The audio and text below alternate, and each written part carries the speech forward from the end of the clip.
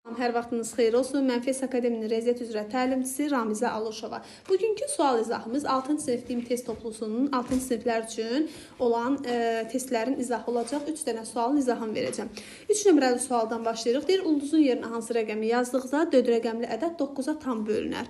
Demək, 9-a bölünən ədədləri biz bilirik ki, rəqəmlərinin cəmi 9-a bölünən ədədlər 9-a tam bölünür. Biz də burada rəqəmləri toplayırıq. 8-in üzərinə 6 gəlirik, edir 14. 14-ün də üzərinə 3 gəlirik, edir 17. 17 üstə neçə gəlsək 9-a bölünər.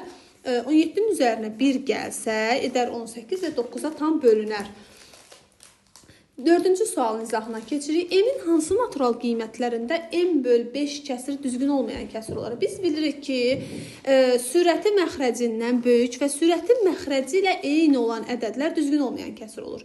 Demək, bizdə sürət 5 veribsə, bizdə M-in qiyməti 5, 4, 3, 2, 1 olarsa, bu düzgün olmayan kəsir olacaq. Bu da variant olaraq A variantına təsadüf edilir. Çünki 1, 2, 3, 4, 5 A variantında verilib.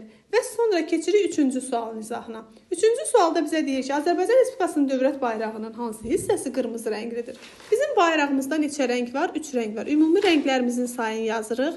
Və qırmızı rəng istəyirsə, qırmızı rəng neçə dənə hissədə var? Bir dənə hissədə var. Demək, 3-dən 1-in bir hissəsi qırmızı rəngli olmuş olacaq. Variant olacaq cavab A variantı.